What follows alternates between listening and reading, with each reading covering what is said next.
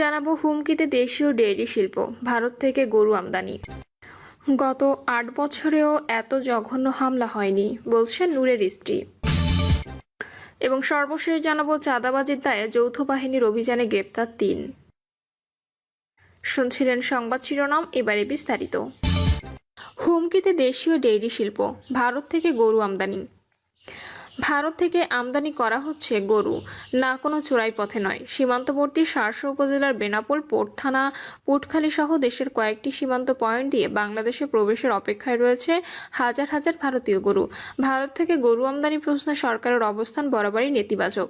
ক্ষমতাচ্যুত আওয়ামী লীগ সরকার শক্তিশালী চক্রের পক্ষ নিয়ে একাধিকবার ভারতীয় গরু আমদানির চেষ্টা চালায়, কিন্তু দেশীয় ডেইরি শিল্প রক্ষা, উন্নয়ন, সম্প্রসারণ ও সমৃদ্ধিকরণের স্বার্থে সেটি ব্যর্থ হয়। স্থানীয় খামারিদের চাপও বড় একটা কারণ। সেই একই চক্র এবার বৈধভাবে ভারত থেকে গরু আনতে মরিয়া হয়ে উঠেছে। ভারত সরকারের অনুরোধ এবং অন্তর্বর্তী সরকারের ভেতরকার একটি গোষ্ঠীর ভারত প্রীতির কারণেই চক্রটি এবার সফল হতে চলেছে বলে জানা গেছে।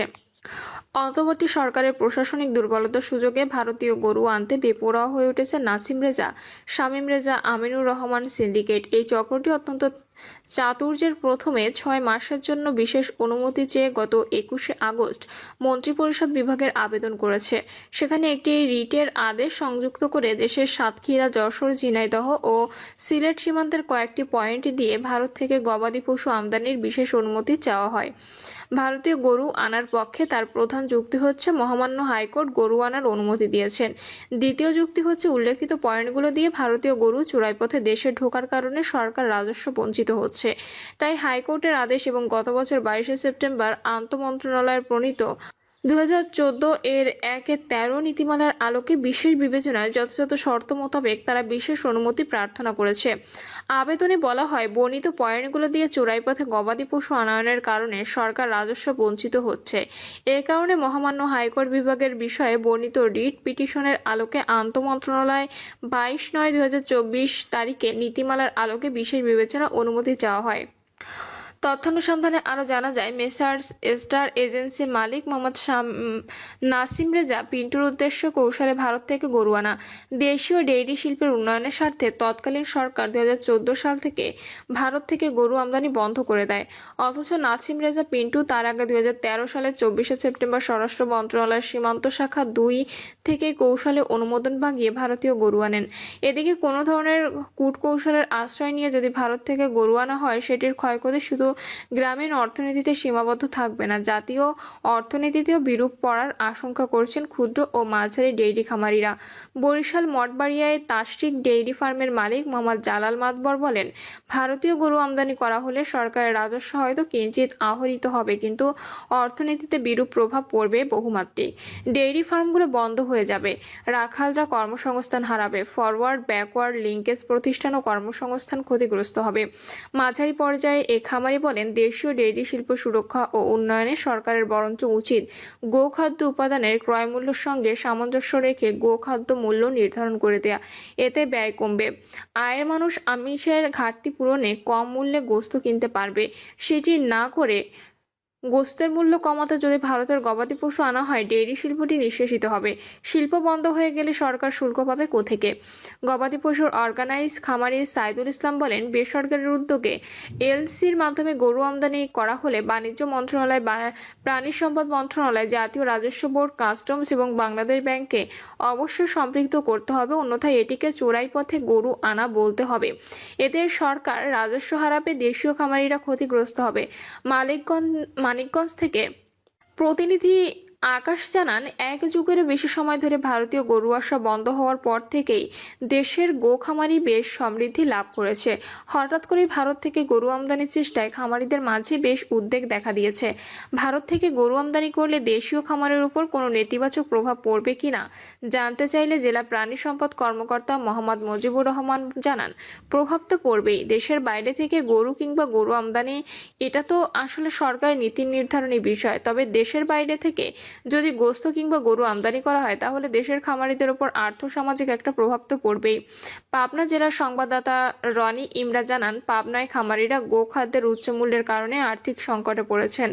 গোখাদ্যের খরচ জোগাতে না পেরে অনেকে গরু বিক্রয় করে দিচ্ছেন। গতকাল পাবনা বেড়া উপজেলার পৌর গো খামারি ফারুক আহমেদ বলেন, আমার খামারে মোট 30টি গরু ছিল। গোখাদ্যের দাম বেড়ে যাওয়াতে ঠিকমতো খাদ্যের জোগান না দিতে পেরে 7টি গরু বিক্রয় করে দিয়েছি। এমনিতে ব্যাপক লোকসানের মধ্যে আছি। এর মধ্যে ভারতীয় গরু আমদানি করলে আমরা পথে বসে যাব। গত 8 বছরেও এত জঘন্য হামলা হয়নি, বলছেন নূরের স্ত্রী। গণ অধিকার পরিষদের সভাপতি ও ডাকসুর সাবেক ভিপি নুরুল হক নূরের স্ত্রী মারিয়া নূর বলেছেন, গত 8 বছরেও আমার স্বামীর ওপর এত নৃশংস ও ন্যাক্কারজনক হামলা হয়নি। তিনি অভিযোগ করে বলেন, ফ্যাসিস্ট আওয়ামী লীগ আমলের ডাকসু নির্বাচন সহ বিভিন্ন সময় নূরের ওপর হামলা হয়েছে। তবে বর্তমানে ফ্যাসিস্ট মুক্ত দেশে প্রশাসনের এ ধরনের হামলা কল্পনাতীত। মারিয়া নূর বলেন, আমার লাইফটা সম্পূর্ণ আলাদা, তারপরও মিডিয়ার সামনে আসতে বাধ্য হলাম। 30 তারিখ ঘটনাটি যখন ঘটে তখন আমি লাইভ দেখছিলাম। আমি কখনো কল্পনা করতে পারিনি, স্তব্ধ হয়ে গেছি, কিছু বর্ণনা করার মতো ভাষা খুঁজে পাচ্ছি না। তিনি বলেন, ডাকসু নির্বাচনে আওয়ামী ফ্যাসিস্ট ছাত্রলীগ যুবলীগদের দ্বারা তার উপর হামলা হয়েছিল, কিন্তু বর্তমানে প্রশাসনের এ সময় এসে এমন হামলা আমার কাছে কল্পনাতীত। গত 8 বছরে ফ্যাসিস্ট আমলের একটা ন্যাক্কারজনক হামলা হয়নি। মারিয়া নূর বলেন, আমার স্বামীর শারীরিক অবস্থা এখনো ভালো নয়। তাকে শারীরিকভাবে এত আঘাত করা হয়েছে, ব্রেন, নাক, চোয়ালে আঘাত পেয়েছেন, ভেতর থেকে মেরুদণ্ড সহ বিভিন্ন জায়গায় আঘাত লেগেছে। ডাক্তাররা বলেছিলেন 36 ঘন্টা অবজারভেশনের পর কিছু বলা যাবে, তার জ্ঞান ফিরেছে, কিন্তু শারীরিক অবস্থা ভালো নয়। এখনও ডাক্তাররা বলছেন 72 ঘন্টা না গেলে কিছু বলা সম্ভব নয়। তার মানে তিনি এখনও আশঙ্কামুক্ত নয়। তিনি বলেন, এই সংখ্যার মধ্যে মিডিয়ার সামনে আসা সহজ নয়, কিন্তু তার অবস্থা জানার জন্যই আমি হাসপাতালে এসেছি। আমি আপনাদের মাধ্যমে দেশবাসীর কাছে তার জন্য দোয়া চাইছি। উন্নত চিকিৎসার জন্য তাকে দেশের বাইরে নেওয়ার ব্যবস্থা যেন করা হয়। খুলনার রূপসা সেতুর নিচ থেকে সাংবাদিকের মরদেহ উদ্ধার। খুলনার রূপসা সেতুর 2 নম্বর পিলারের বেসমেন্ট থেকে সাংবাদিক ওয়াহিদুজ্জামান বুলুর মরদেহ উদ্ধার করেছে পুলিশ। রোববার সন্ধ্যা 7টার দিকে তার মরদেহ উদ্ধার করা হয়। র্যাব 6-এর উপ অধিনায়ক মেজর মারুফ মরদেহের পরিচয় নিশ্চিত করেন।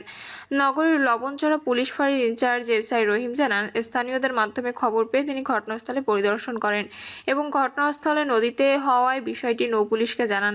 নৌপুলিশ রূপসা ফাঁড়ির এসআই বেল্লাল হোসেন জানান, মরদেহ উদ্ধারের সময় বুলুর পরনে ছিল নীল গ্যাবারিন প্যান্ট ও আকাশি রঙের টি-শার্ট।